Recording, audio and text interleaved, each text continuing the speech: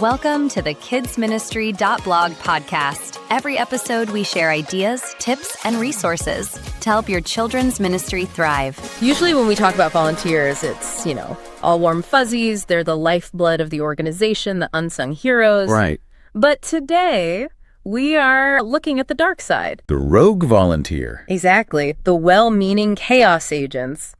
We're doing a deep dive into an article from KidsMinistry.Blog about how to handle volunteers who just overstep boundaries. And some of these examples are, wow, they're going to make your palms sweat, honestly. It's a classic intent versus impact problem. You have people who desperately want to help, but without strict guardrails that help, well, it can create legal nightmares. Or just massive confusion. So let's get right into the specific archetypes the source identifies. First up are the underminers, the ones who break that chain of command. Right. And the most common one here is the parent texter. Okay. On the surface, this looks like a superstar volunteer. They're texting parents updates, Timmy sneezed or he forgot his coat. It sounds great. Why is that a problem? Because it completely destroys the one-voice principle. The source tells this horror story where a volunteer texted a parent that their kid was misbehaving all morning. But then when the parent picked the child up, the actual ministry leader said he had a great day. So now the parent has no idea who to trust. Exactly. And the leader looks totally incompetent. The fix the author suggests is what they call the blood or fire rule. Blood or fire? Unless there is actual blood or actual fire, a volunteer never texts a parent directly, period. All communication goes through the lead. On the rule maker, this is the volunteer who just, invents policy on the fly? Yeah, this is the person who decides a kid is too loud and just bans them from the class for a week. Without asking anyone. Didn't ask the director, didn't check the handbook, they just went rogue. I can just imagine the angry phone call the pastor gets from that parent. It shatters trust. If the rules change depending on who's volunteering that Sunday, the kids never feel safe. The takeaway is simple. Volunteers execute the vision. They do not rewrite the rule book. Okay, so those folks create confusion. But there's a darker category here that deals with emotional boundaries. The oversharer. This is where authenticity kind of gets weaponized. The source details a volunteer who treated a group of 7-year-olds like her therapy group. Oh, no. Yeah. She unloaded all the angry details of a recent divorce on them. 7-year-olds.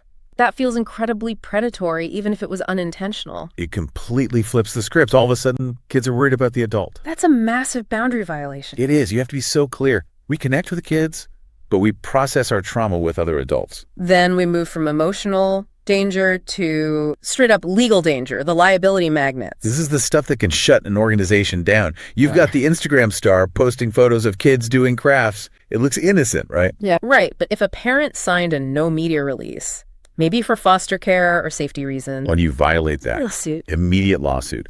But the biggest red flag in the entire article is what they call the outside friend. The volunteer who says, hey, I want to take this kid to the movies, just the two of us. And I can hear the pushback now.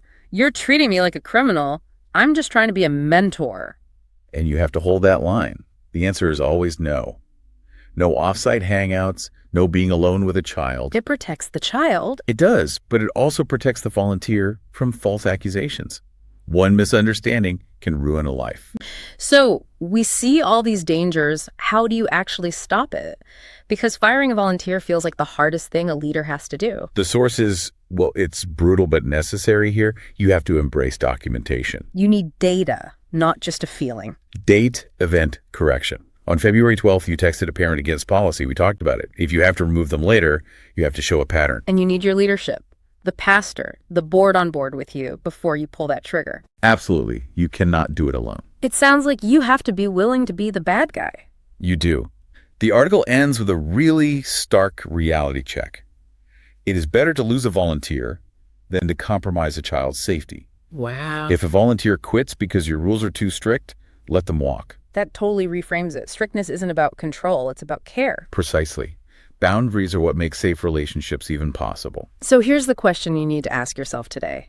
In your organization, are you avoiding a conflict just to spare a volunteer's feelings? And if you are you effectively prioritizing an adult's comfort over a child's safety? Because, silence is a choice. Something to think about. Thanks for listening to this deep dive. Stay safe out there. Thanks for listening. To find more ideas, tips, and resources, go to KidsMinistry.Blog. We'll see you next time.